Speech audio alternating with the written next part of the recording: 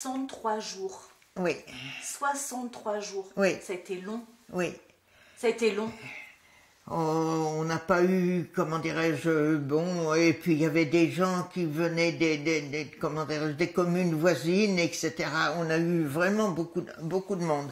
Mais nous étions flanc gauche de l'armée anglaise. Les Allemands étaient de l'autre côté de l'Orne. Et tous les jours, pendant 63 jours, ils nous ont aspergés. Et on a eu des victimes plus ou moins importantes. Ce n'étaient pas les gros obus comme vous pouvez voir pendant la guerre de 14-18, etc. C'était des plus petits obus. Mais ça n'empêchait pas qu'on a quand même eu encore des victimes. Encore des victimes. Entre autres. Alors, je vous ai dit que le maire est arrivé, oui. Oui. Pendant les 63 jours, les 63 jours qui ont suivi, oui. Quel souvenir vous avez de tous les soldats que vous avez rencontrés?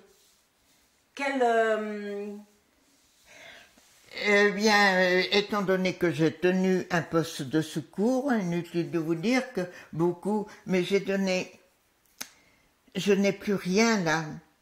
Pour la bonne raison, c'est qu'avant mes 100 ans, j'ai dit Blanche, t'es bien tout foutu, etc. T'as tout un tas de trucs. Il est question que le nouveau maire, il y a à Riva, à Ouistreham, il y a un musée dédié aux commandos français, mais il n'y a rien pour les Anglais. Et le nouveau maire, il voulait faire un musée pour les Anglais. Mais j'ai dit, mais qu'est-ce que vous allez trouver maintenant, etc. Ben, c'est des témoignages. J'ai dit, j'avais tout un tas de témoignages. J'ai dit au maire, j'ai dit, je vous les donne pour ce musée. Et ce musée, il y a eu le Brexit, il y a eu l'épidémie, donc ce musée, et je demandais au maire, j'ai dit, au lieu que ça dorme dans votre tiroir, j'ai dit, je vous demande une chose, c'est de les donner au musée. C'est de les donner au musée. Donc, il m'a répondu et il m'a dit, ben Blanche, ce serait une bonne chose que vous les offriez. Donc, pendant les jours qui vont suivre, il y a encore cette manifestation. Pendant 63 jours, vous avez une idée du nombre de personnes que vous avez soignées?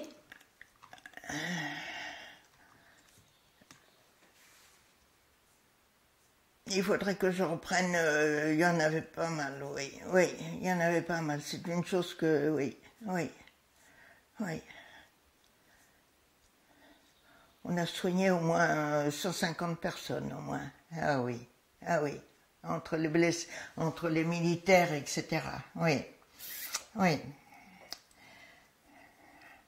Et puis d'autres, par exemple, il y avait une, comment dirais-je, faut vous dire, l'après-midi, pendant que j'y pense, parce que je vais l'oublier. L'après-midi, nous avons Monsieur Tabourel qui est mort de la gangrène gazeuse.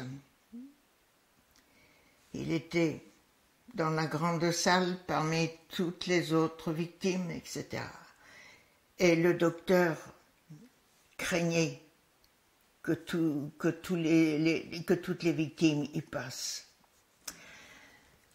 Devant sa femme avait été tuée le matin au port. Devant ce nouveau drame, j'ai eu une violente crise de larmes qui a calmé un peu ma tension nerveuse. Parce que vraiment, c'était assez dur. Et alors les copains, mais pleure pas, Blanchette, etc. Oh, les copains, le docteur leur dit, laissez-la, elle en a bien besoin. Et ça avait calmé un peu ma tension nerveuse, oui. Et comment dirais-je, dans l'intervalle, l'après-midi vers 3 heures, deux tanks sont passés, suivis de soldats avec leurs casques, des branches au-dessus de leurs casques, la figure noire, faisant le V de la victoire, qui passait. Voilà.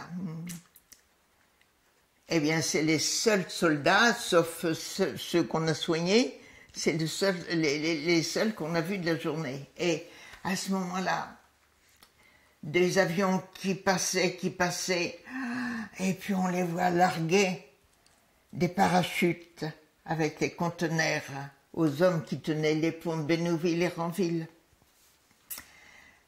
Et une nuée d'avions, innombrables d'avions, qui sont passés. Alors on se met la mort sur Caen, et sa terrible bataille commençait. C'était Stalingrad, il paraît, Et Dieu sait que Caen a souffert terriblement, comme toutes les villes. Mais enfin, pour nous, c'était la plus près, comme toutes les villes de Normandie, hein, qui n'étaient qu'un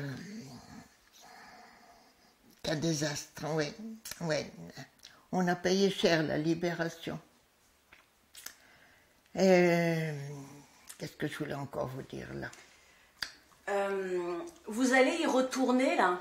Oui. Hein, cette année encore? Oui. 80 ans. Oui. Est-ce que cette année, c'est particulier? Ah oui. Oui. Oui.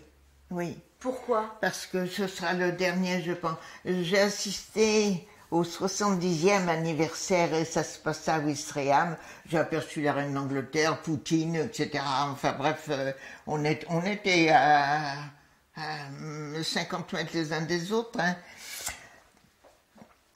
C'était vraiment, c'était sensationnel l'année dernière, voilà, 10 ans. Oui. Mais ce 80, ben, pour moi, ça va être le dernier, je pense. Faut tourner la page, hein, on n'est pas éternel. Hein. On n'est pas éternel. Hein. Et Dieu sait que j'ai de la chance d'avoir vécu encore jusqu'à 105 ans comme dans les mêmes conditions que je suis. Hein. Oui. C'est une émotion. Et pour moi, c'est un devoir de mémoire. Il y a tellement d'hommes qui sont tombés, que ce soit tous ces militaires, etc. Oui, c'est un devoir de mémoire pour tous ceux qui l'ont vécu. Il y en a tellement. Oh, le débarquement, souvent les gens me disent « Ah, on a fait les places de débarquement ». Je dis oui. La mer était noire, était rouge de sang dans certains endroits. Ouais. Et moi, c'est un devoir de mémoire pour tous ces hommes qui ont payé de leur vie notre libération. C'est ce que je dis dans mon témoignage souvent. Le temps a passé. Les jeunes générations, ça fait 25 ans que Marcy-l'Étoile est jumelée avec Wessart, une ville allemande. Et Dieu sait, moi, un jour, je suis allée 2 fois en Allemagne, et les personnes chez qui nous étions, il y avait une jeune fille qui apprenait le français, qui me dit « Mais j'ai honte de ce que nos grands-parents ont fait. » Ouais. Et je me demande, ça fait bientôt 80 ans qu'on est en paix avec l'Allemagne. Et j'espère que les générations qui suivront eh bien, continueront de vivre en paix. L'amitié a fait place à la haine. Et Dieu sait que c'est terrible la haine quand on y pense.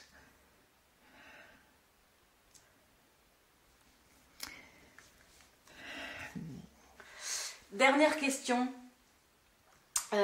L'idée peut-être de revoir une dernière fois des soldats anglais, peut-être, il y en aura. Ça procure quoi comme émotion?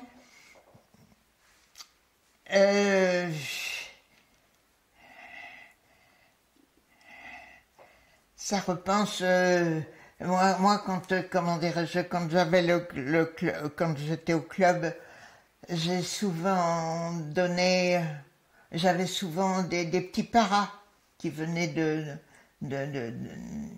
Bénouville, etc. Et je leur faisais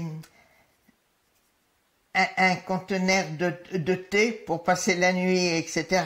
Des garçons, je me souviens, il y en avait un, je parlais pas un mot d'anglais, mais j'avais compris que sa montre, un sniper, sa montre, elle était partie, et lui, indemne.